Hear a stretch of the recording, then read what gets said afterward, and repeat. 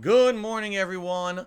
A new month is upon us, and the fall gaming season has officially begun because today is the premiere and release of Starfield, which I am so excited about, and we will be talking about that a lot. But in addition, we got the Phil's Day Off segment. We've got some interesting game news. There's a lot to tackle on today's Level 1 podcast, so let's get to it.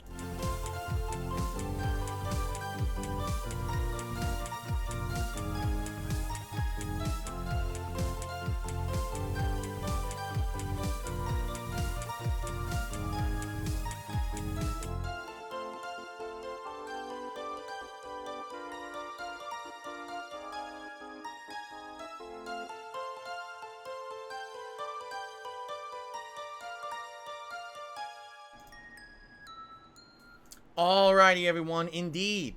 Today is September 1st, 2023. I am Darkside Phil, and I welcome you here to the show. Our first podcast of the new month and the new gaming season. As you can see, the new background is now in effect. The summer months are over, and we are moving on to all the excitement of all the monstrous amounts of new releases that will be coming out in the next several months. Next 3 months, September, October, and November. All pretty much gaming overload as usual. Now, I know what you might say. Well, Phil, it's still summertime. Well, in the northern hemisphere of the Earth, you are correct. However, not in the gaming landscape. Seriously, Starfield today is essentially the opening of the floodgates of all of the new games that will be coming out pretty much nonstop over the next many months. And so it definitely is that vibe. It just so happens that the weather here in Washington State has turned from summer to fall. We are getting cooler temperatures, clouds and rain, which is what we normally would have here. And finally, it feels like a big shift for sure.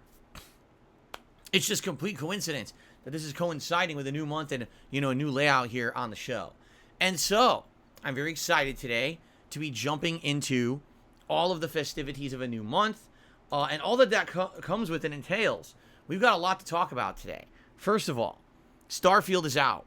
I'll be playing it today, tomorrow, Sunday, probably Tuesday, and maybe Wednesday. So there's only one streaming day this week. I'm not even touching it to give it a small break.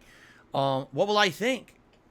There's a lot of differing opinions about this game out there right now. The review embargo lifted yesterday, and we've got people reviewing this game as low as a 5 out of 10 and as high as a 10 out of 10. The two major outlets gave it a 7 out of 10, but a lot of their other contemporaries gave it an 8 or 9. It seems like people are all over the place when it comes to Starfield.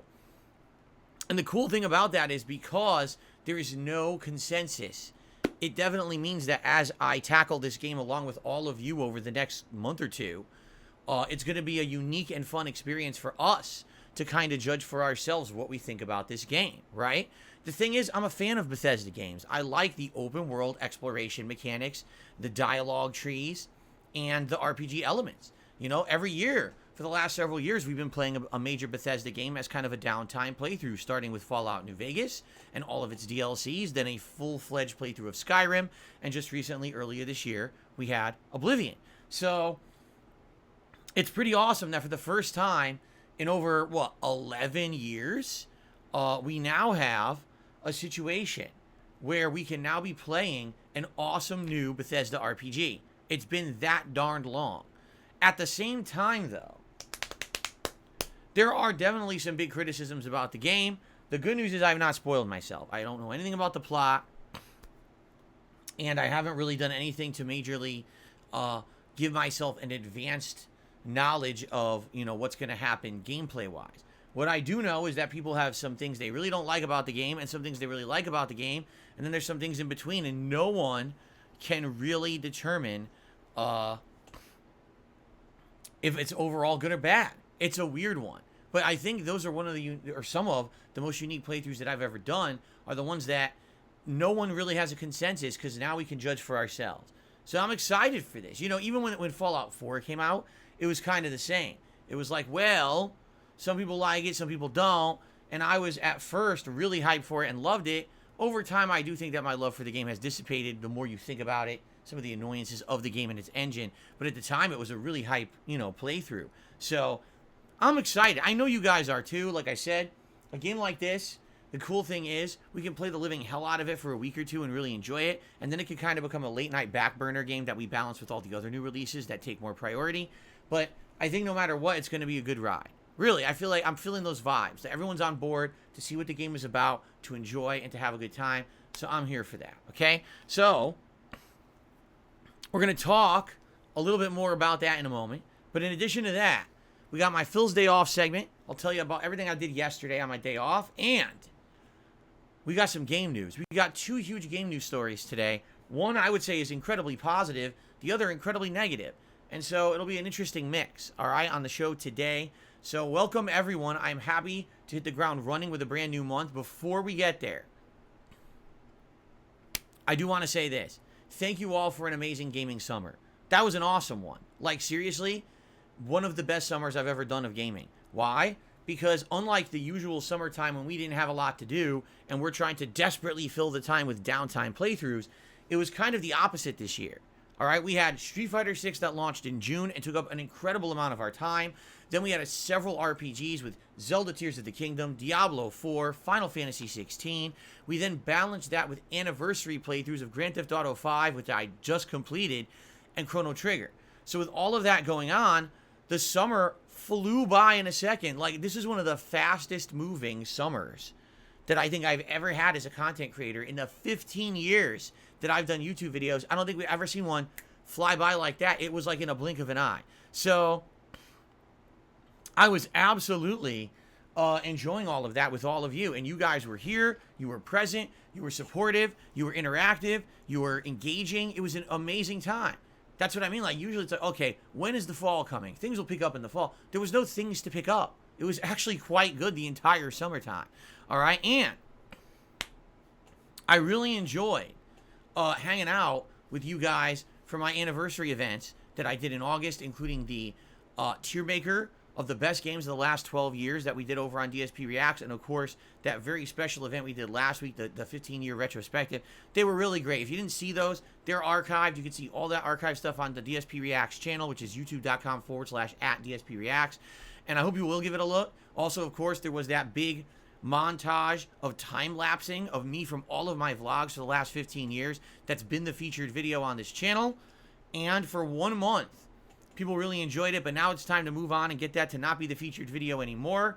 And now it's time for Starfield. So today, Starfield obviously will be the major focus, and probably Starfield Part 1 will become the featured video on this channel for at least a couple of weeks, okay? So, thank you all. One update, and then we'll get into the meat of everything. My shoulder. As you guys know, 3 days ago, I'm in the shower, and as I'm washing my body, I move my neck in a way that I get incredibly excruciating shooting pain in my shoulder. It was going from my neck all the way through the back of my shoulder, down this back shoulder here, and it was bad, like really bad pain. And we talked about it, how bad it was, 3 days ago. And people keep asking me every day about it. Is it getting better? Is it getting better? Well, Wednesday, it did not get any better. It felt just about the same, which was really, really bad. Yesterday was my day off. And I actively tried to prop my head up and sleep with big neck support on Wednesday night heading into Thursday, hoping that that was going to help. I woke up yesterday again in excruciating pain, like seriously bad pain. I was like, you gotta be kidding me. This is now the third day. How bad did I really screw my neck up, right? Because I told you guys 12 years ago. It was 2011, so 12 years ago. A very similar thing happened where it was just a daily just moving of my neck, and it hurt so bad that I had lost feeling in my thumb for about 3 months. I had Street Fighter tournaments scheduled that I forfeit and then canceled the trips to because I couldn't play fighting games because I couldn't feel my finger. Okay? That's how bad it was. And the problem is, this is just going to be something that's ongoing for the rest of my life. I know it. It's my genetics. I've already had back problems in my lower back. Now I'm getting them in my neck, and there's nothing that can be done. It's fucking genetics, right? So, I do have some good news. I woke up this morning. It's not as bad. Finally, for the first time in 3 days, the pain is not as bad. Now, I still have the pain, but the pain is moved, which essentially means that my neck is adjusting and trying to fix whatever went wrong. Now, I actually have pain. Instead of going down the back, it's actually going right here into the front of my neck. Right here. And it's not as bad pain as it was the last 2 days. I mean, it was so bad that I was feeling sick to my stomach at some points during the day because the pain was so bad. Now, it's just a more minor pain going right here down into my shoulder, and it ends right about there. Okay? So it's definitely a nerve pain. Nothing I can really do about it. Good news is, it didn't affect my gameplay, right? I was able to play games normally those 2 days. I had a day off to more relax it, which is good. And now today I'm into the thick of things with a full day of streaming. And hopefully it won't affect anything and we'll have a normal day. So, you know, hopefully we'll see what happens. But hopefully it won't affect anything. I won't even have to mention it today. I'm sure people will bring it up. How do you feel? But, you know, I'm doing all I can to essentially try to feel better. Not much I can really do about stuff like this, you know. I'm getting older. It's going to happen more. Okay, so that's out of the way. So the first topic we need to talk about, obviously, is Starfield. Let's get this elephant out of the way, the elephant in the room. Then we'll talk about my day off. We'll talk about the schedule. And then we got gaming news. And then time for shout-outs and all of that. All right? So, Starfield is all anyone's talking about. I mean it. Like, if you look online, there's essentially 2 different lines of discussion. All right? And here's the 2 different lines of discussion. Aki in Street Fighter 6, who was announced on Wednesday. At the end of the day, I actually talked about her on my late night Street Fighter 6 stream that I played with Honda, that she's the new DLC character for Street Fighter 6. She's being released on September 27th. She is a poison user, all right? And her fighting style is snake fighting style. Did you ever watch Kung Fu movies? The snake style, where it's like the striking of the fingers. So that's the fighting style she uses. She seems maneuverable and weird. She moves like a snake. She's on the ground, like going woo, woo, wiggling on the ground. Seems unique and interesting. Don't know if we've seen a character like that before. You guys say, what about Fang in Street Fighter 5? Yeah, what about him? He was crap. He was terrible. He was the worst character in the game. They never even tried to make him good. Again, just one of the big flaws of that game is they had entire characters that were just trash, and they acted like they were viable when they weren't. It was just a waste of a character spot.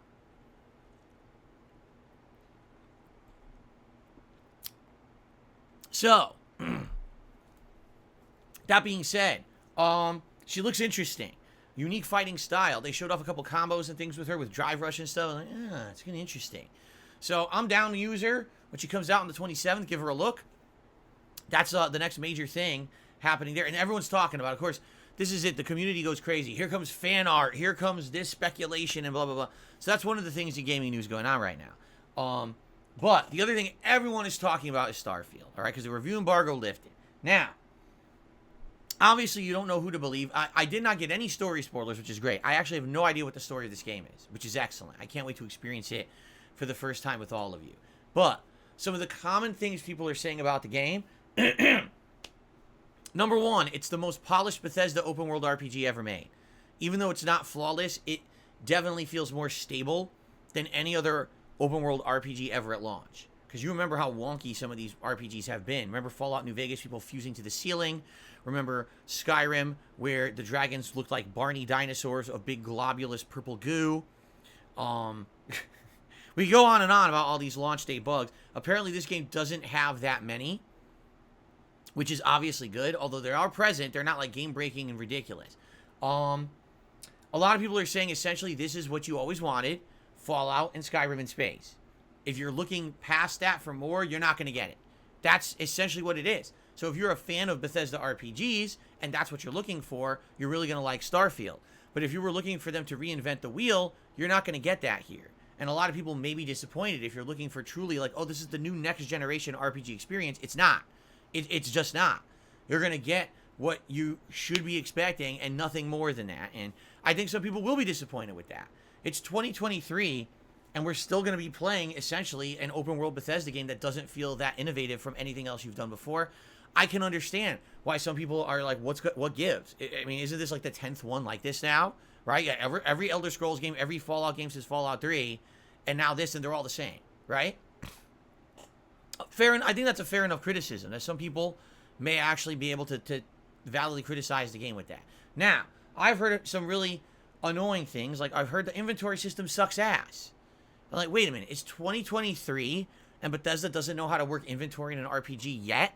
They haven't figured this out yet. Everyone is agreeing. I'm not even kidding. Like, across the board, everyone who's played Starfield is like, no, the inventory is really bad. We don't know why they still haven't improved this shit. Which is hilarious. Also, here's a common thing that a lot of people are saying, all right? This game would have been very much improved if there were maps for local areas. Apparently, there is no map for the towns and stuff in the game.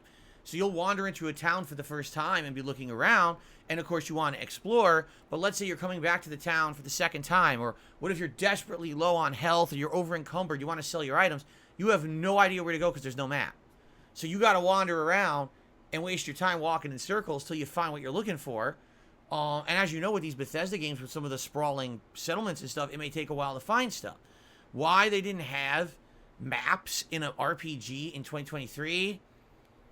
Again, I mean, the things I'm hearing, I kind of have to agree with. Yeah, the game should have a fucking map. That sounds pretty stupid to me, right? Now, there seems to be one thing that a lot of people are saying, which again, no spoilers, thankfully. These people wrote some pretty good reviews for the game, that apparently, let's listen to this. The game's story, if you take your time, can take 60 hours.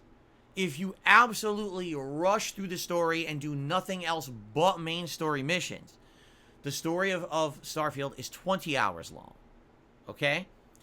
But what a lot of people who reviewed this game are saying is, this game gets incredibly good once you beat the story. And that's what I don't understand, and I'm happy I don't, because I don't want spoilers of what's going on. But apparently something happens after you beat the story that just makes the game better to play and explore and understand. And I don't know. I don't want to know. All I know is something's going to happen at the end of the story that makes the game better, and that's it. So there was actually one reviewer, he was like, I kind of heard about this, so I ran through the story, I beat it in 20 hours, and now I've played 40 hours of exploration doing all the side content, and I love this game so much. I actually didn't like it that much during the story, but I love it now that I beat the story. And I'm like, what could that be? Do the Brother Moons come awake? And you have to do alien invasion missions or something? Like, I don't know. Like, it's weird. It's a weird thing to say, but that's what everyone is kind of saying. Okay?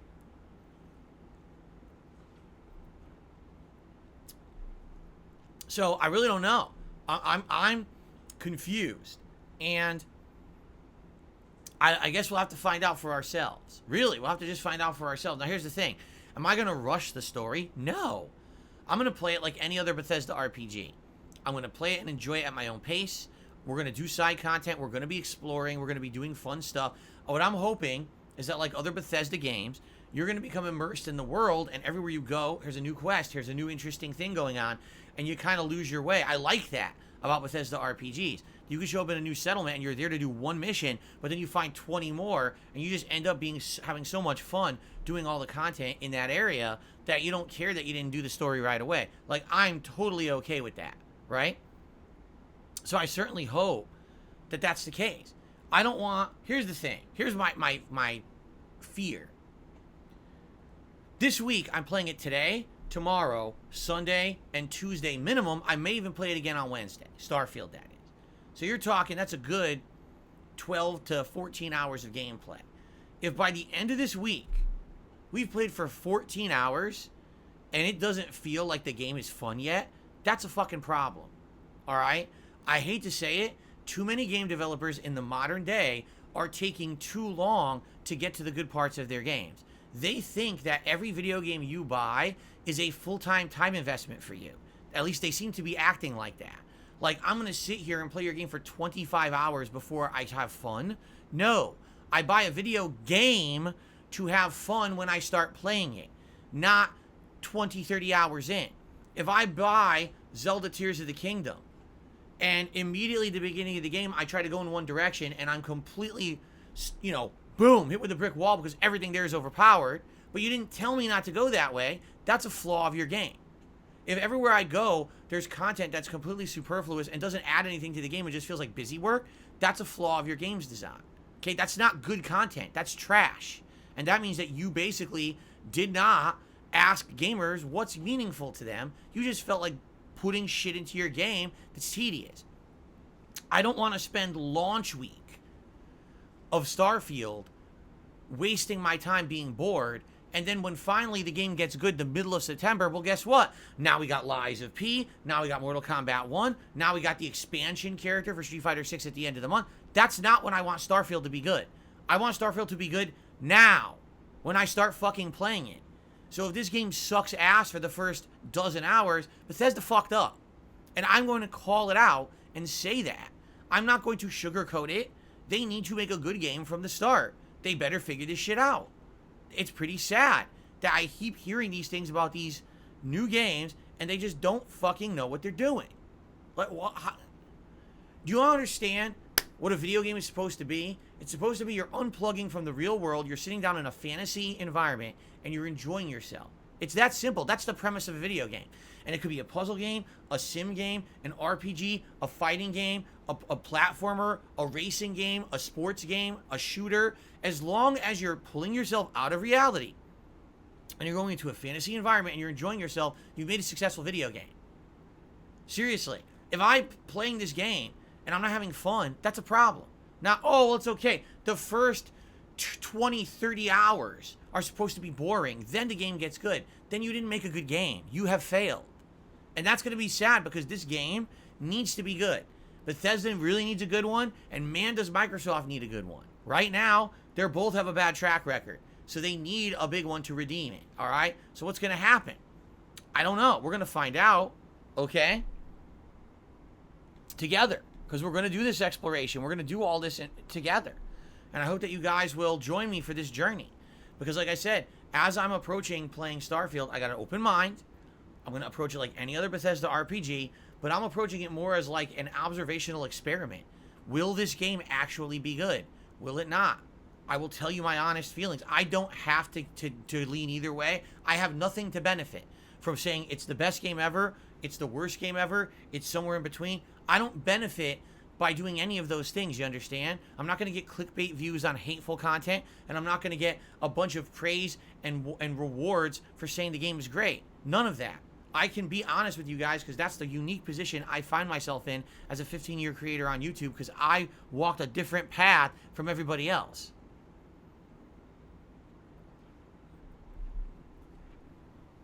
So, let's see what happens. Here's the thing.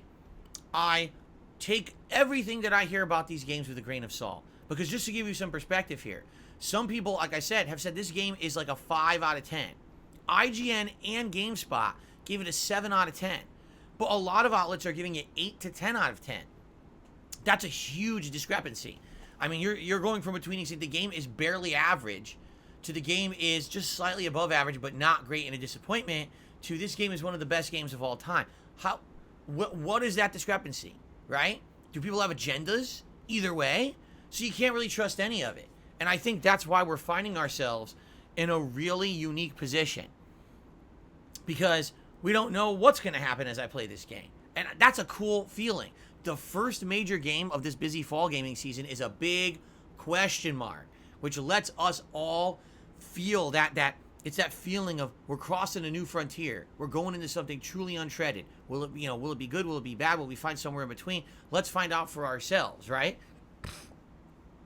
Let's see what happens. I know it's funny because some people are saying IGN laughing out loud. Their scores are never scaled properly. You know, they said Knack was better than this game. They said that Deathloop is a 10 out of 10. Deathloop, fucking Deathloop, was a 10 out of 10 to IGN. I know. So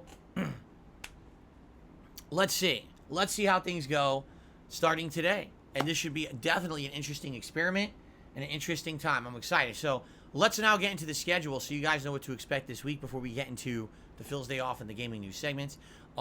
Today it is Starfield here on the first stream, my premiere stream of the game. Can't wait to make my character in class and start playing. About 3 hours of gameplay. Tonight on the late stream, it is Friday Night Fights. Street Fighter 6 ranked gameplay. This time we're swooping over to Blanca, who I've been doing quite good with. Last time I played with Blanca, I had an 81% win ratio, which is insane for high-level diamond stuff. We're on the edge of hitting 5-star diamond. We'll probably do that tonight. And then we'll see how far we get. I really doubt we're hitting master tonight because it is a grind and climb to do it. But we should do really, hopefully, decently well tonight and get close to master with Blanca. Okay, tomorrow, more Starfield on my daytime stream. Tomorrow night, we continue on with the awesome Chrono Trigger playthrough.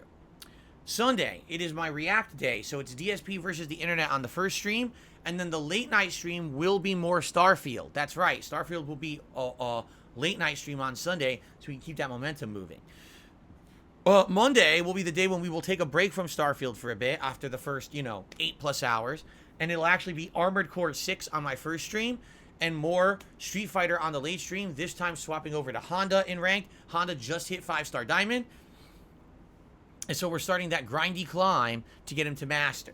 Okay? And then Tuesday, Starfield. And Starfield will be paired with Chrono Trigger. Wednesday is my final consecutive streaming day this week. And this day is up in the air. It could be more Starfield. It could be Armored Core. I'm going to leave it in your hands. What do you guys truly want more of this week? I guess we'll see by the end of the week how good Starfield has been, and if we really want more, we'll do more. I'm excited for that, okay? We'll see what happens.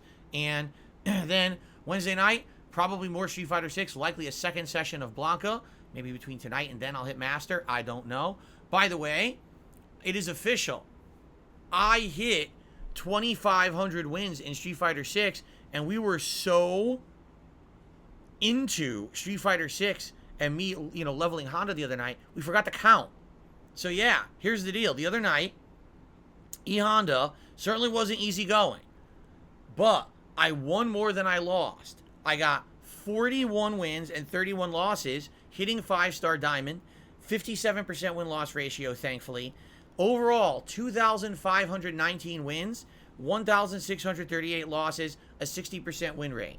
Okay? So, that being said, thank you for an amazing summer of Street Fighter 6. 2,500 wins is nothing to be ashamed of. I'm very happy that I've maintained the win-loss ratio and everything. Tonight, when we play Street Fighter, we'll celebrate that. We'll do a little segment. We'll talk. We'll kind of do a little bit of a happiness atmosphere there to say, man, we hit the milestone. It just sucks because, the 1,000 wins we counted and everything, but it's been such a grind and everything that I didn't even really think to count the other night with Honda, and then we hit it and I didn't even know. All right? But anyway, yes, we will do that tonight. Good stuff, and I hope that you will join me tonight for Street Fighter, okay? So that's the schedule for the week. And then after that, yes, it'll definitely be a balance between Starfield and Armored Core 6 as the day streams, with the night streams a balance between Street Fighter 6 and Chrono Trigger till we beat it. Chrono Trigger, right now, we are heading into the end game, so I don't know how much more we'll have. When we beat Chrono Trigger, what you guys want next is kind of up to you, kind of up in the air. Some people were saying, do Sea of Stars, which I'd be down for. Seems like it is the spiritual successor to Chrono Trigger, a brand new game. Just came out a few days ago. And a lot of people are absolutely loving it, giving it high review scores and everything. So we'll have to think about it, okay?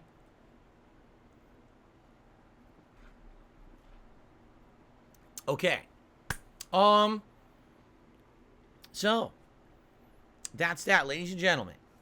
It is now time for that tried and true segment, your favorite segment, my favorite segment. It's a segment that we all like to call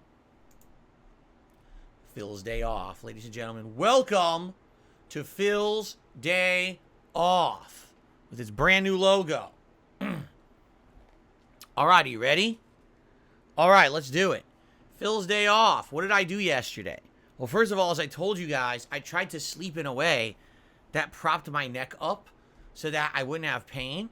All right, and I woke up in the morning to excruciating pain. Not even kidding. Really bad, debilitating shooting pain in the back of my shoulder here. So, I shaved and showered in the morning. And, I met my wife in the kitchen. She had already was up ahead of me and everything. And said, hey, she's like, how are you doing? I'm like, I'm not doing good. I'm in a lot of pain, man. I'm just not feeling so good. So we ended up having our breakfast and did our usual stuff, made our shopping list for this week.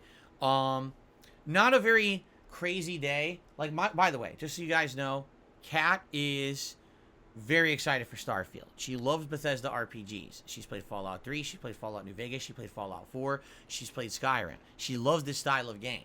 And she's been anticipating Starfield a lot. Like, for her, this is one of her, if not her most anticipated games of the last several years. So she's super pumped. So she even said, I would like to at least play Starfield maybe 2-3 hours yesterday. Because it actually, for those who don't know, released 5 p.m. Pacific time yesterday. Okay, a lot of people didn't know that. They thought, oh, it released this morning. No, it actually released yesterday. Okay, so because of that, I said, here's what we'll do. Run the errands. We'll have dinner.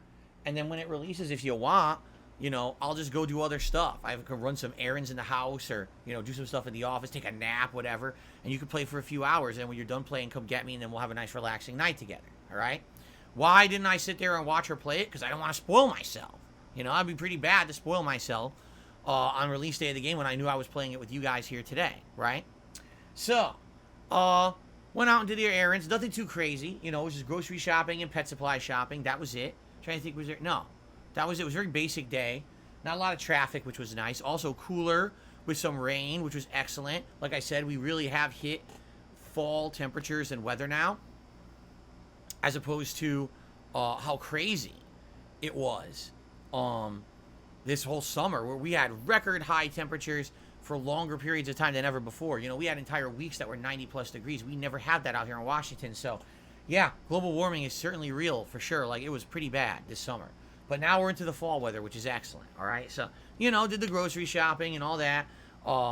Luckily didn't hurt my arm. The thing is, not my arm that hurts, it's my shoulder. So as long as when I'm carrying stuff I have my arms down, I'm all right. If I try to lift my arms all the way up, that's when it would have hurt me. So I pretty much avoided any further problems with that, which was good. And so when I got home, we ordered some food. We ended up ordering a pizza. We actually got a big pizza from a wood fire oven pizzeria with a side salad, a Caesar salad. So we had some pepperoni pizza and Caesar salad. It was quite delicious, really, really tasty. And then after that, we said, all right, let's, she wants to play. I don't want to, spoil myself. So she goes to boot up the game, and the game says, oh, error, you're here too early. You can't play it yet. What? What are you talking about? She bought the upgrade. For those who don't know, the way that Starfield works, there's the standard edition, and if you buy the standard edition, that unlocks on September 6th. But then if you buy the Ultimate Edition, you get to play it today. Okay? Ultimate Edition is more expensive, but it also includes DLC down the line. Okay? Now, if you are a Game Pass subscriber, as many of us are, then you have access to the game on September 6th.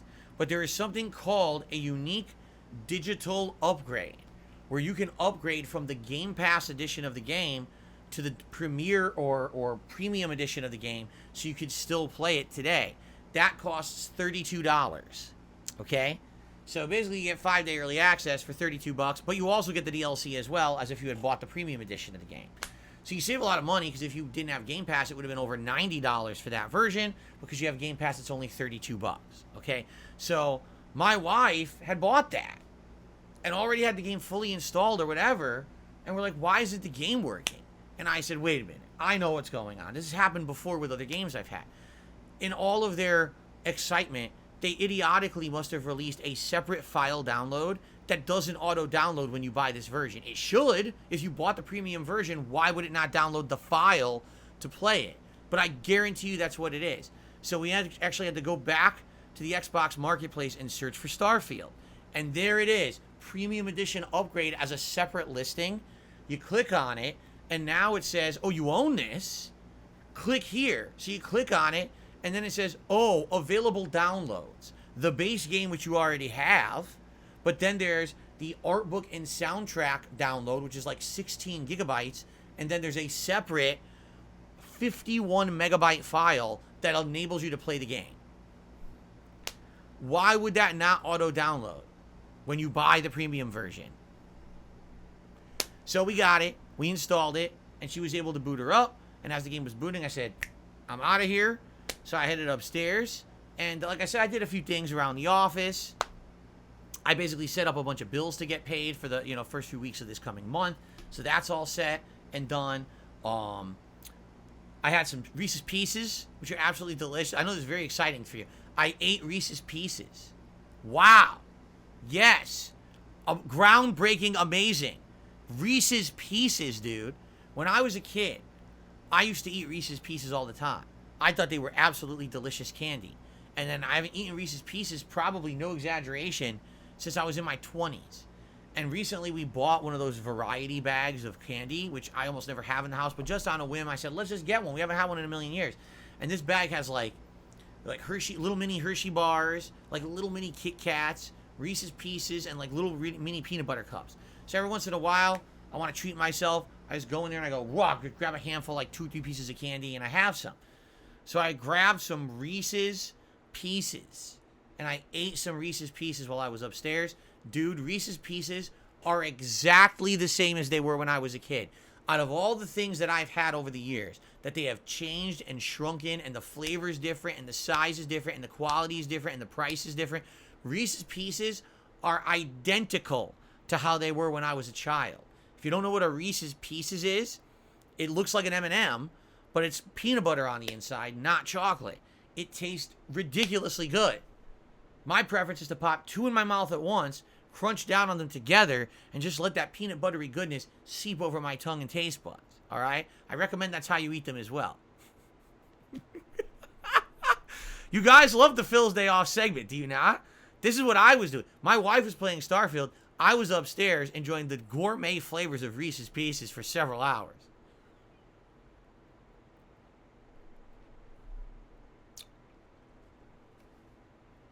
Okay. Anyway, outside of that, I didn't do that much. I actually took a nap, which normally I don't do. I don't have time to do it. But I actually took it like a nap for like an hour or something like that. And my wife came upstairs and woke me up and said, hey, I'm done for now. I played for like 2-3 hours. I really enjoyed it. And she basically just told me she made her character, and there were some decisions about what style of character you want to do. And she had basically done kind of the intro and stuff like that. And she's like, I don't want to get too far. You know, I'll play it fully, you know, starting tomorrow or whatever, while you're playing it. So there you go. And she liked it. So now we went downstairs, and my wife and I watched. What did we watch? We watched some of that show Chopped. You ever seen that show Chopped? It's the chefs in a talent cook-off where they have to use random ingredients like pork butts and fried snake boogers and almonds roasted in like monkey doody or something. You have to make a good dish out of it. So basically, we watched like a few episodes of that, and then we watched like some other some House Hunters and other reality TV or whatever. We just had a relaxing night together. So overall, it was a pretty good day, I would say. Overall, really no stress. That was the good thing. I wasn't stressed out. There wasn't a lot going on where I was like, I got a lot to do or whatever. It was cooler weather, which I really appreciated. Overall, just pretty good. Pretty good day. And we got leftover pizza, which is always a plus to have leftover delicious pizza for future, consumption. So, ladies and gentlemen, that was Phil's Day Off. I know that was a big one. Like, you guys are very excited to hear about this one. Every week, I'm going to get more and more exciting. And maybe next week, I'll tell you about how many times I wipe my ass. But anyway, thank you very much for listening to this segment. But now it is time for us to move on to something way more serious. Ladies and gentlemen, it's time for your favorite segment, my favorite segment, everyone's favorite segment of the podcast, DSPN, also known as DSP News, the gaming news segment. And we have 2 hot off the press. Oh, hold on a second. Hold on.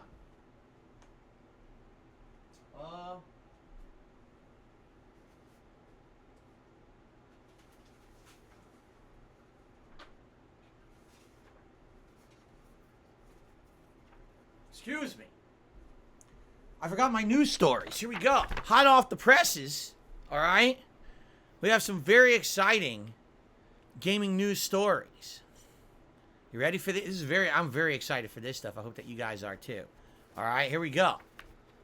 I'm telling you, this came right out of the newsroom. I have a crack team working news. They do a great job of researching. Let me tell you, they really scour the internet and social media and everything to find the best stories for this show every day. And I'm really proud of the work that they do. So let's get to it. Our first story of the day here today is kind of a sad one. Let's do the sad story first. All right. And then let's do the two. I take it back. There's 3 stories today. I have one sad one and two positives. Let's get the sad one out of the way. All right. So, story number 1. Volition Studios. Who knows Volition Studios? If you don't know who they are, they've been around for 30 years. They made games like The Descent. They made games such as the Red Faction series, including one of the ones I played early on in my YouTube career, Red Faction Guerrilla. They also are responsible for the entirety of the Saints Row franchise, including Saints Row 1 through 3 and all of its expansions, Agents of Mayhem spinoff that was really weird, and then the recent Saints Row reboot last year. Okay? Ladies and gentlemen, sadly it is official.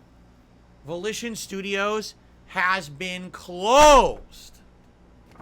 Closed by their parent company, Embracer Group. Every single employee has been laid off. They were shit canned last night. And here's how it all went down. Basically, this Embracer Group has been buying up quite a ton of gaming studios and the like over the last couple of years. And a lot of people have been wondering, geez, did they have like a strategy behind this? Is there something they're trying to do? Or are they just buying up anything and just hoping that something sticks as profitable? Well, now we kind of know they're just literally buying up everything and hoping that everything sticks as profitable, and a lot of things are not. So now they're starting to cut the fat, so to speak. If you take a look at Volition's recent outings in the last few years, sadly they have not been very good. Back in like 2017, 2018, they had Agents of Mayhem. Now, if you don't know what that game is, basically they were attempting to make Saints Row 5, right? And for some reason, during the development of the game, they decided not to make that game Saints Row 5. Okay? It's weird because it definitely played like a Saints Row game. It was third-person action-based combat. The difference was, instead of it being about gangs, it was actually about superheroes and villains. So you had a team of like heroes and villains teaming up to become this group called the Agents of Mayhem, like a clandestine group of spy agents. And they were doing like missions with, some had like ice powers, some had like, big guns and rockets and stuff. It was interesting. The gameplay elements were not bad. The problem was the story was abysmally bad. It was so boring. The characters, they tried so hard to make them have like personality, and they just didn't. It was bad writing. It felt like the writers of the original Saints Row trilogy don't work for the company anymore, and then someone tried to bite off of their style and make their own game in the same style, but you could tell it's like fan service rather than actual talent. So it was nowhere near as good. The other weird thing was there were characters in the game that were blatantly characters from Saints Row, but because they were so determined to say this isn't Saints Row 5, the characters were weird. Like one of the guys, I remember he was one of the actual like gang members from Saints Row. He was one of the notable ones, but then they renamed him and said, oh, that's not him, it's somebody else. But it literally acts like him, sounds like him, has all the mannerisms of him, but why would you say it's not the guy from Saints Row? It was really weird. Anyway, when the game released, it had no personality, and a lot of people just said this game's, they panned it. I agree. I played it. I was so bored with this game. It was just grinding style gameplay over and over again with no real reason to do it. It was just an endless tedium style game. So it did not do well. It sold very poorly. And so after that, they determined what they wanted to do was bring back Saints Row. But I guess what they kind of realized is with Saints Row 4 and its expansion, Gat Out of Hell, they had essentially run Saints Row kind of into the ground. So they decided they were going to reboot Saints Row completely over from scratch. The problem being, when you have an established franchise, people are going to expect a certain level of stuff from that franchise. Take a look at recent reboots that have completely flopped. The one that really, to my mind, stands out is the Ghostbusters reboot, right? You have a classic series of movies starring a classic comedy cast from the 1990s, and now you're going to try to reboot it in the 20-teens, 2016 particularly, with an all-female cast of comedians, the humor style nothing whatsoever like the original movies, but you're claiming it's Ghostbusters for a new generation. What happened? Insane amounts of backlash. People remember the original and they want more of the original. They don't want a reimagining or a rebooting or a redoing. They just want more of the old stuff that used to do really well. You see? So why would you reinvent the wheel when you already have the wheel sitting next to you and everyone wants more of the wheel? I don't know. They avoided making a Saints Row 5 with Agents of Mayhem, and then they decided we'll reboot Saints Row. So in 2021, they revealed the Saints Row reboot to everyone. And what everyone saw was not what they wanted from Saints Row. They saw a group that, yes, they were kind of irreverent or whatever, but all of that kind of over-the-top, zany humor from the original Saints Row was missing. In fact, a lot of people said, oh no, you gotta be kidding me. It looks like they went woke. They got all these characters now that seem to be there purposefully just to check a box. Oh, we wanted diversity and we wanted a character of this type and that type. Why are they there? Are they funny? Are they intelligent? Or are they just there to say this is the reboot and see we got to be modern like everything else, right?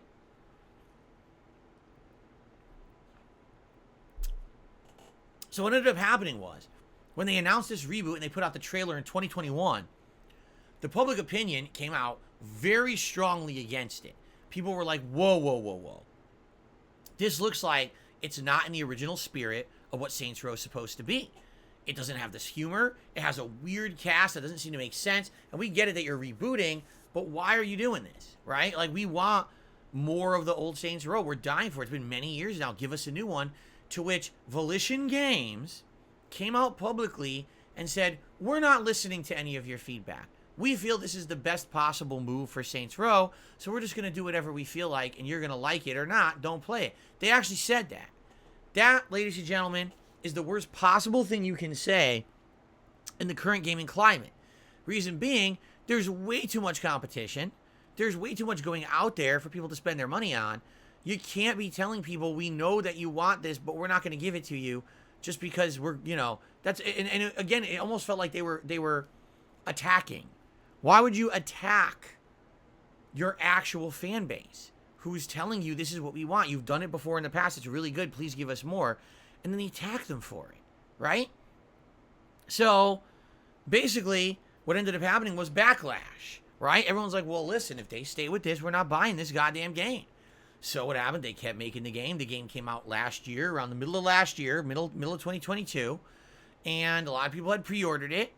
And the game came out to insane amounts of criticism that the game essentially was not good. They actually started comparing animations from previous Saints Row games and even recent outings of like GTA and stuff to Saints Row 2022. And basically showing, look, this game is far inferior. The graphics aren't as good. The effects aren't as good. The actual animations are terrible. The story is bad. A lot of people had issue with the story, saying that no one in the game had any real kind of personality. Again, it felt like a bunch of stereotypes checking boxes on a fucking woke diversity scale rather than actually trying to create a meaningful character you care about. It was more about just getting everyone included. Okay? I hate to say it. Listen, there is nothing wrong with diversity. There's nothing wrong with inclusion, as long as it's part of the natural part of something.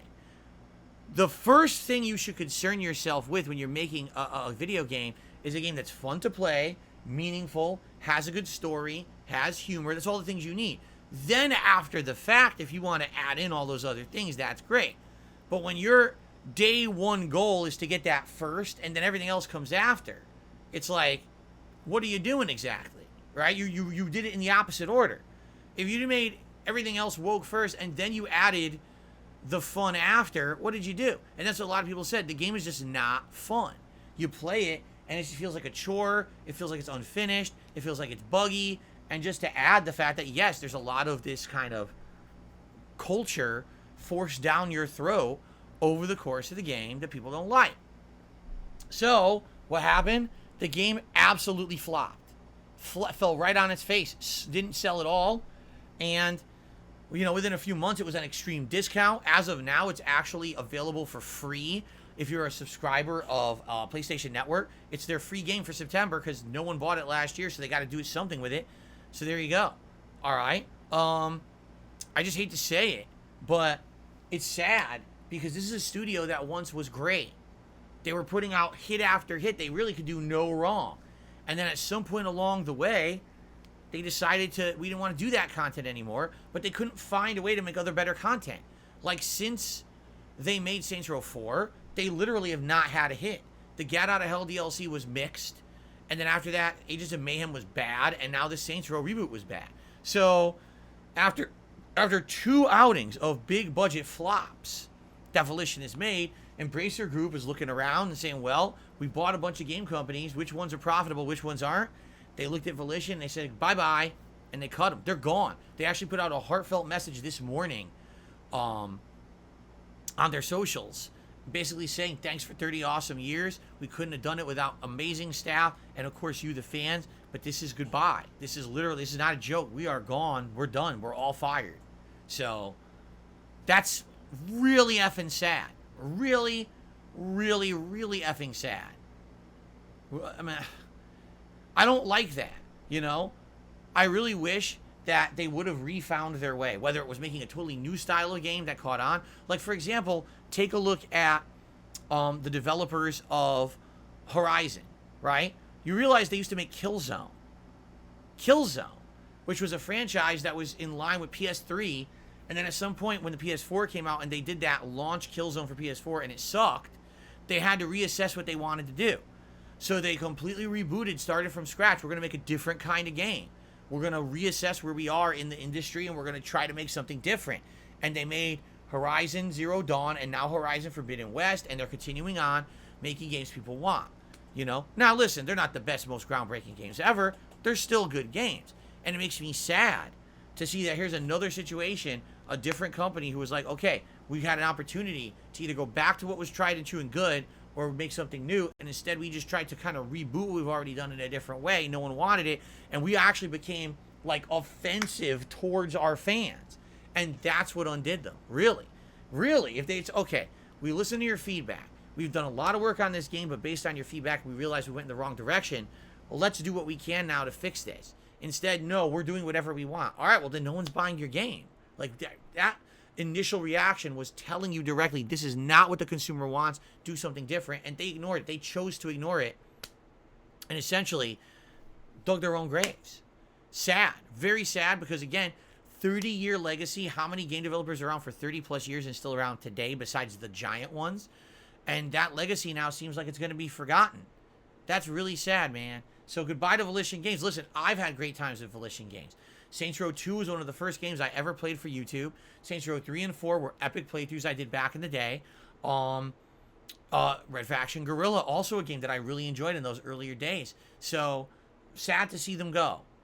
I didn't really like Agents of Mayhem, so that's why I'm not mentioning that one. Sad to see them go, honestly. But, it is what it is. Thank you guys for great games that you have made in the past and the memories that we're not going to forget. To this day, people still ask me, will you go back and replay Saints Row 2? Because I haven't yet. And yeah, probably one day I will. You know? All right. So that is our sad story. Okay? All right. That's story number 1. Story number 2. Hot off the presses. You ready for this one? Anyone who is restreaming me right now is a tremendous life loser who should move out of their parents' basement and stop Who wrote that? No! That's not real news. We only do real news around here. I don't know who put that. I'm sorry, guys. I just read what's on the paper. I swear to God that was not intentional. All right, let's continue on to the next major story.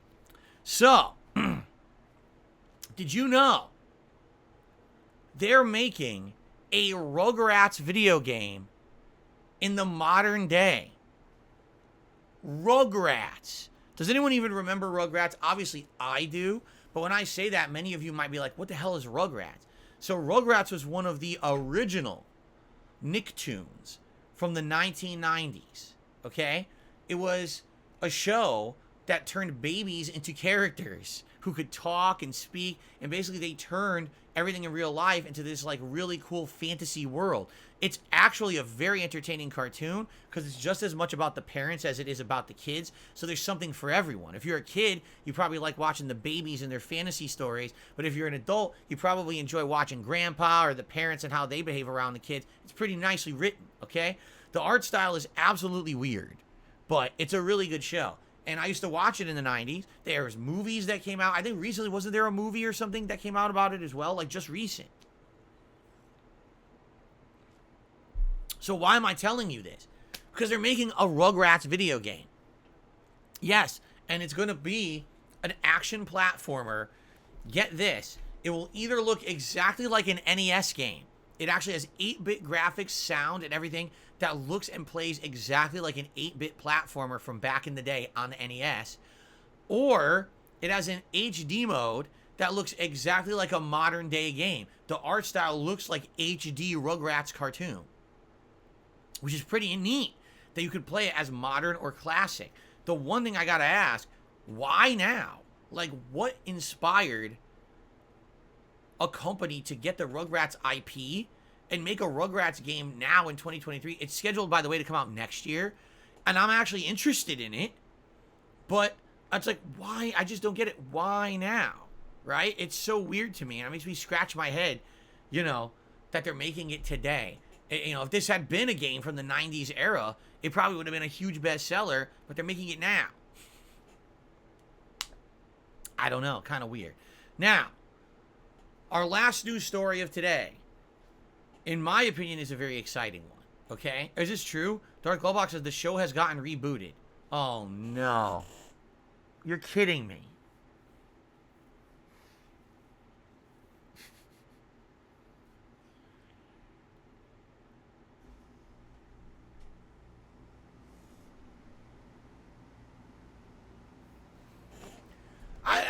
You know, guys know about me, my feelings about all of these reboots and everything. I mean, they just had like the 17th Ninja Turtles movie just came out, and it's like, oh my god, seriously? They're gonna redo Rugrats. Whatever. I think we need to move on because I'm gonna lose my mind. Okay. I'm sorry. Excuse me. Our next news story of the day.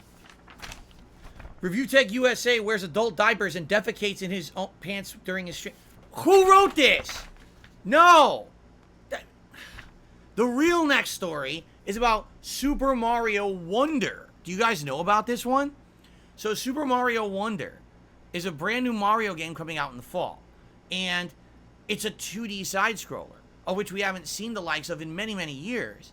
We actually know that, there was a time when there was like New Super Mario Brothers, New Super Mario Brothers Wii, New Super Mario Brothers U, new. And it was always these 2D games. And it was about 10, 11 years ago, and they were very popular, but they were all kind of samey. And after playing one, you kind of played them all. So it wasn't that much interesting, right? It wasn't that great after the first one. And now, there's been so much time passed since then that people are starting to crave 2D Mario again. So Super Mario Wonder will be coming out in, I believe it's late October. And here's the cool thing about it. All this information is now starting to come out about the game, and everything, it just sounds amazing. First of all, the game is based on, get this, Super Mario World. The game actually has gameplay elements. It is basically like Super Mario 5. Because if you go in order, you have original Super Mario Brothers, Super Mario 2, Super Mario 3, and Super Mario World was basically Super Mario 4. Since then, there really hasn't been a spiritual successor. There's been spin-offs like Yoshi's Island. There's been new Super Mario, but this is essentially Super Mario 5, where it actually has a central boss world and all these themed worlds around it in a world map style, incredibly similar to Super Mario World. And it just looks great to me. Like, every world's being themed like that is a total throwback to the classics for me. As you guys know, I've told you, I think Super Mario World to this day is still my favorite Mario game. I really feel like it is the best Mario game of all time. It's the one that was packaged with the SNES at launch, and I remember playing a Christmas morning, playing the shit out of this game and enjoying myself so much, and I can't wait to play this game now. So basically, all these new elements they're talking about, basically, various characters can outride Yoshi. There's a new elephant power-up. For the first time ever, there's like a ridiculous amount of characters. There's Mario, Luigi, Toad, Toadette, Daisy, Princess Peach, and possibly even more. Like, there's a ton of characters in this game. Also, and this is very interesting, it has been revealed that with this game, Nintendo, listen to this, did not put any restraints whatsoever on its dev team. They did not give them an actual time window that they had to finish the game. They said, listen, we want a new 2D Mario. We want it to be amazing. Here's your, what you can work with. You can do whatever you want. Just make an amazing game. And now that more information is coming about this game, the game sounds amazing. This sounds like it could be essentially the first true sequel to Mario since the 90s. So if this works and ends up being a huge hit, which right now it looks like it will be, because it looks like this is going to appeal to everyone. It's going to appeal to casual players and more hardcore. It's going to appeal to longtime fans of Mario and people who just want to jump into Mario for the first time.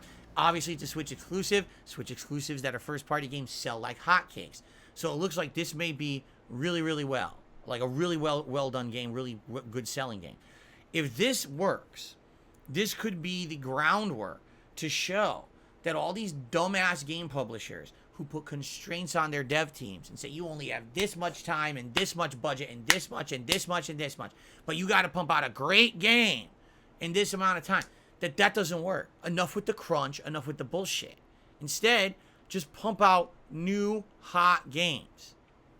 Make them worthwhile. Make them be works of art. Make them be unique experiences people will talk about for another year after they finish playing it. Make it be the best in class so everyone else will compare their games to yours. But Baldur's Gate 3 apparently has just done that with the whole kind of PC RPG style game. So now let's see if Super Mario Wonder can do that for the platformer, right? It sure would be great if they could do that. And man, I would love that. I'm actually, like, at first I was like, okay, another Mario game. Big deal, right? But now, the more information that I keep hearing about this game, this sounds amazing to me. I can't wait to play it. It's going to be a major highlight and focus for me amongst all these other games coming out in October. It's going to be a breath of fresh air as well, because it's something we haven't seen a 2D Mario game in about 10 years. So to actually have a meaningful, good one come out could be pretty awesome, all right? And now what's hilarious about this, though, is that people are now saying, I actually saw this. Oh, you see? Super Mario Wonder is everything that Sonic Superstar should have been. What a big disappointment. Sonic Superstars, that game's not out. What are you talking about? The game's not out. How do you even know what's in it? I mean, we've seen a few previews of it, but, like, how do you compare games that aren't out yet and say one is so much better than the other? You didn't play it yet, you stupid idiot. I love seeing dumbass takes like that on the internet. Like, what the fuck are you speaking of?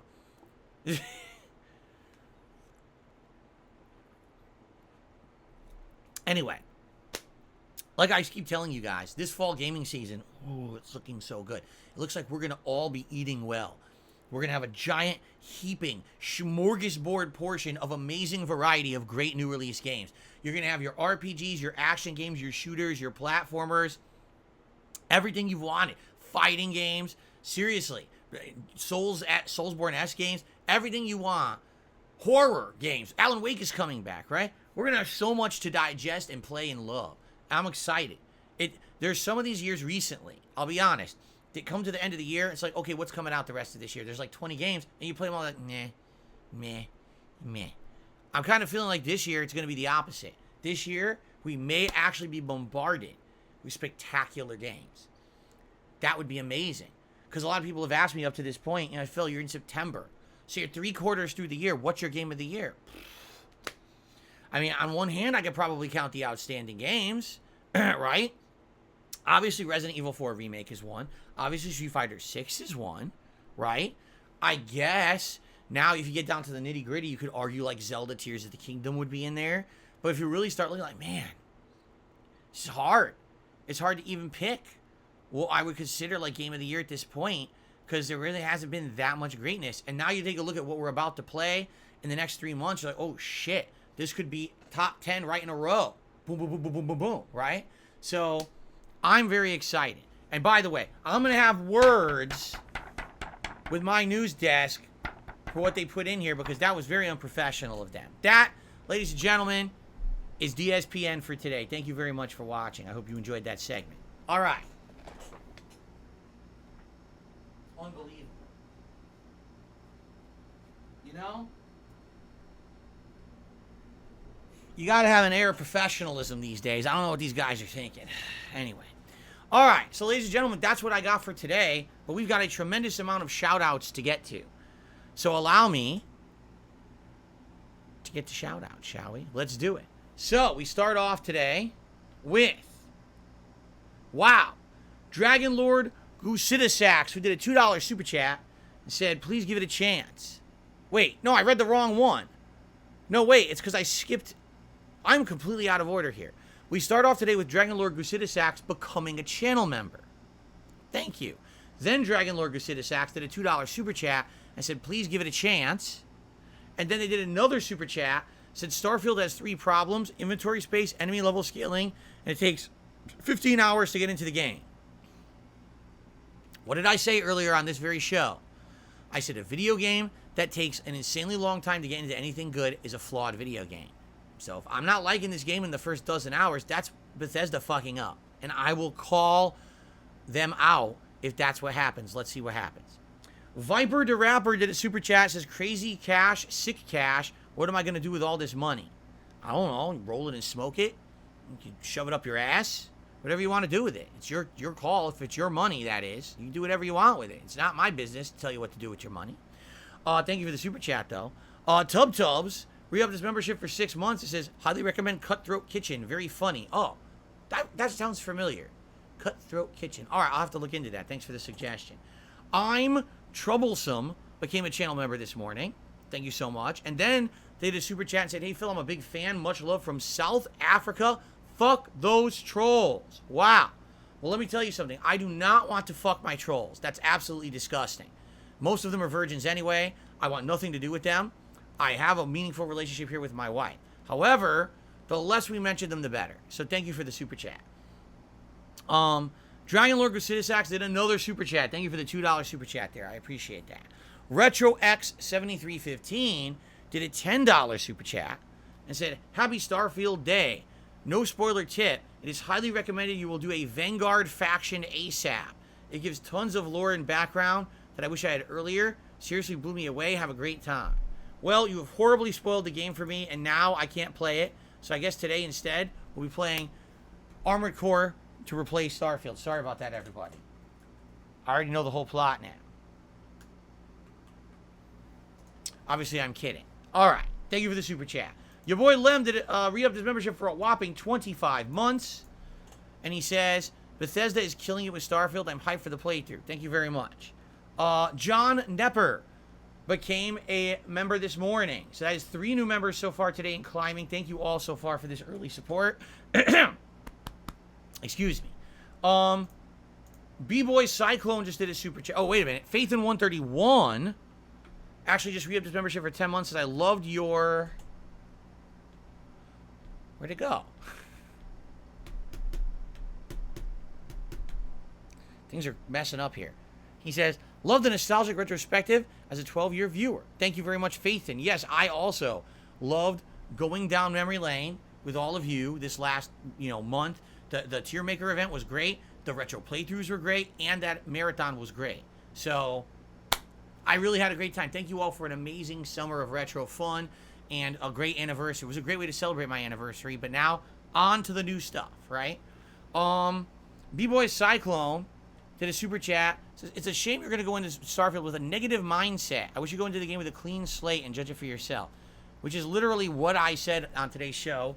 I said you can't take anyone said as fact because no one seems to even agree. You got some people saying this game is a 5. Someone says it's a 10. Some say it's a 7. People are all over the place. With that attitude out there, not a consensus, you have to judge for yourself. So I don't know how you took what I said earlier on the show as I'm going into it with a negative mindset. I think maybe you need to just cool your jets, relax a little bit, and stop being such a crybaby. I'm just kidding. Mr. Game Master just did a super chat. Says, so Mario Wonder is the same day as Spider-Man 2. Thoughts? Yeah, the thoughts are I'm glad that there's great games coming out. That's about it. I don't see the problem there. All right?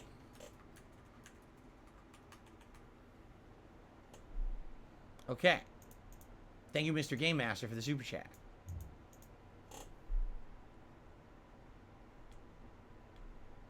Okay.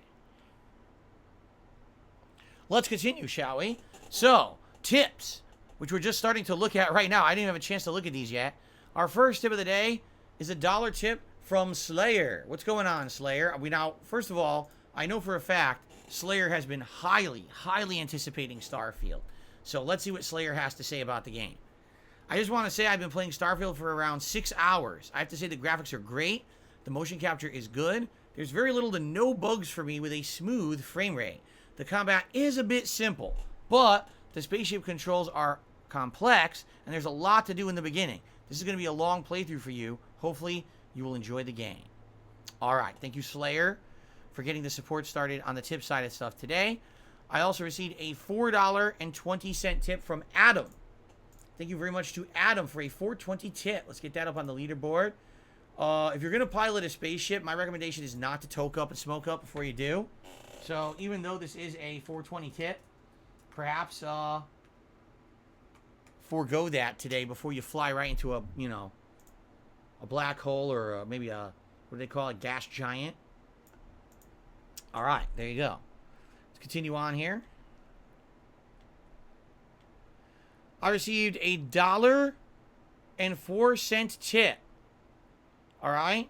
Responding to your comment yesterday. Well, if it was a comment yesterday, it's very interesting because I wasn't here yesterday. So you must have heard something I said in my house. You have a bug in my house? Are you listening into myself and my family when I'm on my day off? That's incredibly disturbing. Now I'm going to have to hire a crack team to scan my house and look for bugs because I can't believe you're spying on me when I'm not even here. That's absolutely ridiculous. Anyway, let's see what he has to say. People are playing Texas Chainsaw because it's fun, and it's better than Dead by Daylight, not because it's played by paid streamers only. You're missing out on potentially gaining followers. Okay, I've already explained to you, the reason I didn't play it is because I don't have time for it. There's too much else going on right now. It's just not part of my schedule. I didn't even know it was coming out in August. I had no clue. No one had even mentioned it to me, nor had I heard anyone mention this game till it came out, and then all of a sudden people were like, oh, it's good, play it. I think that was kind of everyone's attitude, too. Like, no one actually knew the game would be good. So, yeah. Sadly, I'm one man. I have a schedule. We have games that we're trying to play. Remember, we went through the gaming schedule during my digital summer party. And we went through all these releases between now and the end of the year. And we basically, you know, marked off, these are the ones people absolutely want to see me play. Texas Chainsaw Massacre was not one. People were like, yeah, asymmetric horror, skip. So, you know, that's why. Now, in the future, if there ends up being some time to maybe do something like that, maybe we'll check it out. But for now, we are pretty booked, okay? And by the way, stop listening to me on my day off. It's very disturbing. Okay, continuing on. I received a $1 tip. Someone says, I got finished watching your Jak and Daxter playthrough from back in the day. You struggled a lot halfway through the game. You said they wanted you to buy the strategy guide to play it. It was a kid's platformer. Luckily, you improved a lot as a gamer since then. Maybe a redemption run someday. Well, first of all, hold on a second here. No. I'm going to stick to my guns on this one. A lot of those old school platformers were meant to be that you needed to know what you were doing to fucking succeed. I'm serious. Like, it was done on purpose with a lot of cryptic stuff in them. This was before the era of tons of checkpoints, unlimited lives, restarts. This was like, you need to know exactly what you're doing in order to fucking succeed at these games. And you say, it's a kid's platformer. Yeah, so the kid would go beg their parents to buy them the $25 strategy guide so they could beat the game. That way they're not sitting there endlessly never beating it, whining and complaining to their parent. The parent goes and buys the strategy guide. It was part of it back then. It really was. That whole era of PS1 and I'd say, you know, PS2. This was a very prominent thing, okay? And, you know, it continued a lot of times into the PS3 era. And then we had the modern era of games. What's happened is in the last 2 console gens, everything's eased up. Now every game's much easier, infinite lives, a lot of restarts, not everything is cryptic, waypoints telling you where to go, outright explaining the mission that you're expected to do. The games have changed a lot in the last 15 years. But back then, they were rough. I remember playing Jak and Daxter. Now listen, when I played Jak and Daxter, I was doing a different kind of content than I do today. And you're absolutely right. If I were to replay that game today, likely the playthrough would be very different. You know, I would fail, but instead of me sitting there raging at the game and screaming, I'd probably be asking for some support from my chat, trying, you know, better to figure out exactly what to do, giving the game more of a fair shake. Back then, it was about the rage and appealing to a teen audience who was watching me on demand. Very different style of content than what I pump out today. Okay? So, yeah, admittedly, a lot of different there. But at the same time, no. Those games back then, a lot of them were purposefully designed to make you fuck about until you had to either figure it out by luck, chance, or a friend telling you what to do, or you buy the strategy guide. That's what was intended back then. But now things are a lot different with modern games. Okay? Okay. I received a very generous $50 tip from an anonymous tipper. Anonymous. Anonymous. No, it just says no name attached to it. 50 smackaroonies. 50 buckaroonies. That's a lot of dinero. That's a lot of rubles. You know? That's a lot of the green that greases the palm, if you know what I'm saying. Thank you very much to the anonymous tipper. And that means that we start today with Gunner glasses.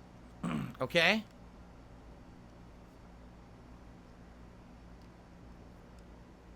That also means we're at $57 in tips. I wasn't updating the total properly. I'll update that right now. Okay.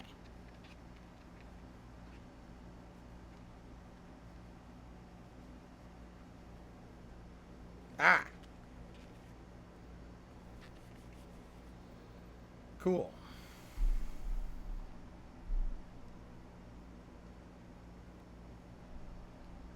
So thank you. They said, excited for Starfield today. I love your honesty, but don't listen to any of the haters. Stay chill, Phil. Thank you very much for that very generous tip. That gets us to $57 in tips and climbing. Continuing on. I received another $1 tip.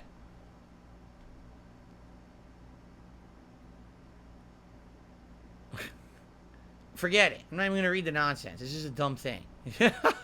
Told you, I'm not entertaining dumb stuff. B-Boy Cyclone. Oh, hold on a second. I skipped a super chat from Rodney, who did a $2 super chat and said, enjoy Starfield, Phil. Thank you very much, Rodney. Then I got B-Boy Cyclone, who gifted 5 memberships to the channel. Congratulations to Carlton Jr., Abdullah, This Just In, The Drew Corporation, and Timmy Baxter, who has been converted. Converted to what? You a helicopter now? Anyway, thank you very much. We're at 532 members. My goal for the end of today's Bull streams was 540. We already are on to a great start thanks to you guys. I really, really appreciate your support. Thank you so very much. Okay. Cool. All right. So thank you, B-Boy Cyclone, for that. I really appreciate that. Then another super chat just came in from Mr. Game Master. Excited for the Mario RPG remake? Yes, I am. Now, admittedly, it's a little bit less excitement than if they hadn't just I hadn't just played it like 3 years ago. Because I did. If you look back, I played it around 3 years ago, and I really enjoyed playing it. But it just sucks. Now they're redoing it. It's like, well, it's only been 3 years. I'm definitely playing it again. It's got better graphics, completely redone music, and obviously a modernized control scheme and modernized appeal because now it's on the Switch. So I will be playing that later this year, and I'm very excited for that. Yes. Okay. All right. So, ladies and gentlemen, I think we finally got through all the shout-outs so far. All right? So, thank you very much. Oh, wait a minute. We have gotten 100 likes already. Are you kidding me? 100 likes. Thank you. Let's do a celebratory bubble blow. And in honor of Starfield, we're going to be doing bubble space gun. The bubble space gun blow for Starfield. Let's do it. The Starfield bubble blast. Look out, there's a field of bubbles coming straight for us. Hit warp speed. Evasive maneuvers, number 1. Data. Bring up the scanners and tell me what is that anomaly ahead. It's a field of bubbles. Thank you, Data. Now, uninstall that emotion chip. It's incredibly annoying. All right. Ladies and gentlemen, that was great. Thank you for a great podcast. Actually, not exorbitantly long either. I think we're good. Unless there's a last-minute question, or if you guys have a concern, or there's a last-minute contribution to shout out, which right now I'm not seeing, I guess we're going to end the show. All right? So thank you all very, very much. I hope that you guys are ready for Starfield fun. I know I am. And is it time to begin? Yeah, that is true. One thing that happened that I didn't bring up, rest in peace to Arlene Sorkin.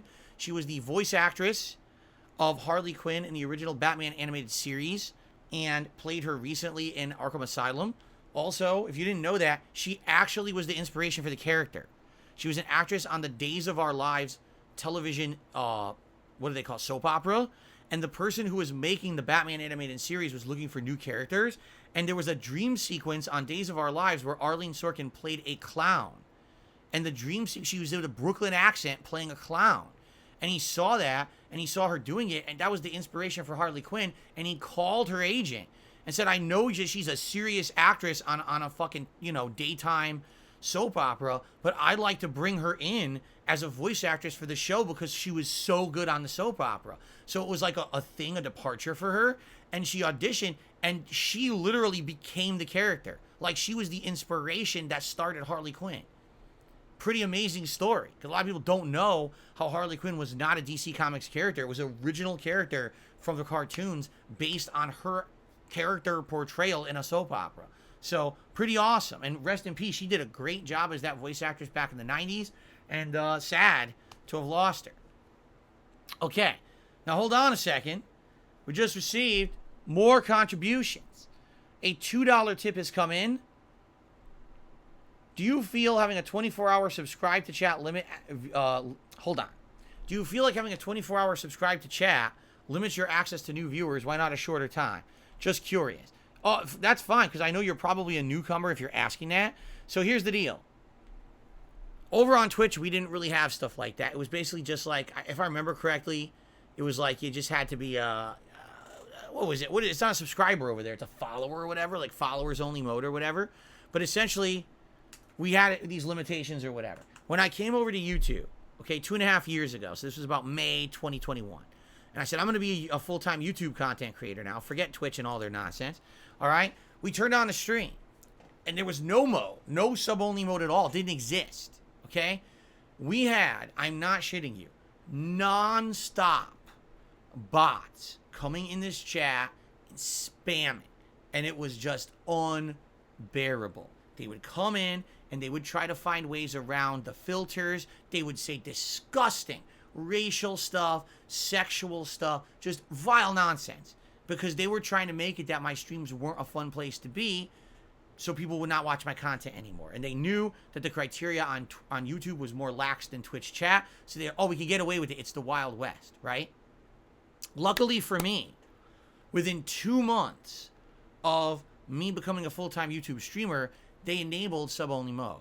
And we actually experimented with like 1 hour or whatever. Doesn't work. These trolls are so dedicated and such no-life losers. They would sit there in the morning and make 40 bot accounts, wait 1 hour, and then spam the chat. So you would ban them. Within 1 more hour, they're back with 40 more accounts. So the only way to effectively stop it is the 24-hour sub mode. Now you might say, well, they could just wait 24 hours. You're right, but you heard what you just said. They have to wait a whole day. So yeah, a couple times a day you get a bunch of fucking idiots who might come in here, but it's manageable now. They have to do so much work to create accounts and be ready to group spam. And you see every once in a while, we still see it. But for the most part, the 24-hour sub mode has completely curtailed that bot spamming nonsense. It just doesn't happen here anymore. You have no clue how bad YouTube streams and comments are on YouTube videos with these bot accounts. At one point, I'm not kidding you, I was getting more bot comments on my videos than legit comments. It was just bots coming in constantly. Go here, click here, spam here, look at this website, look at it. Like, what the fuck is all this? You know, it was crazy. But over time, I got it under control with these kind of criteria. So understand, it's not that I don't want free speech in here. I would love that. I would love to have literally none at all. If I could have no moderation, I would prefer no moderation. But sadly, with the amount of harassment and the amount of nonsense on the internet that I got to put up with, we need to have it in place, or else it's just not viable. Like, more people would prefer not to use the chat then if it's going to be spammed all the time. So that's why we have it in place. I hope that explains. Okay. I also received a $1 tip. Here we go. It's another troll. So this troll could take their dollar and they can shove it up their dick hole. If they have a dick, because maybe they're dickless. I mean, that would make sense of why they're insulting me on the internet, too.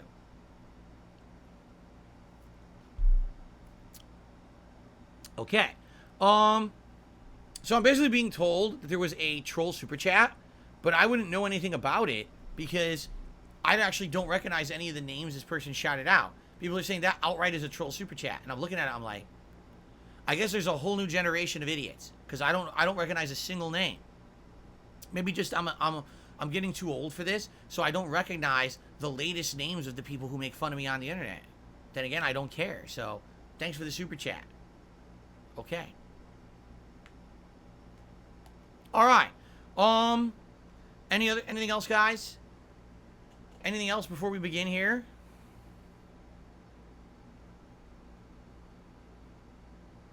Thank you. Willow says, like the new background for the month, like the purple text. Yes. Everything today was themed purple. And if you didn't notice, do you notice something a little different?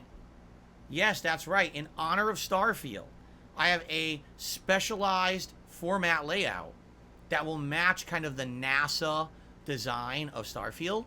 And I will be using this for the Starfield playthrough exclusively. Yes. Good thing I have gunners to protect me from space rays. That's right. All right, well, guys, without further ado, I guess we're good to move on. Thank you all. Great first podcast of the Busy Gaming. I swear to you, I will speak with my newsroom because that was completely unprofessional what they tried to pull here today, and I just read whatever's on the paper. Sorry about that. But outside of that, I think it was a very successful first podcast of the Busy Gaming season. So thank you all for watching. I hope that you have enjoyed. Fall is upon us. Within a few weeks, the leaves will start to fall. The temperatures will change, and the games will unleash as the floodgates are opened. Thank you all for hanging and chilling with me. I really appreciate it. And I hope that you guys shall stick around. Check out Starfield with me, all right? All right, cool, guys. Thanks a lot. And I'll be back tomorrow to give you my initial impressions on Starfield and to tell you how much I raised the Street Fighter tonight. Okay? Thank you all, and I will see you then.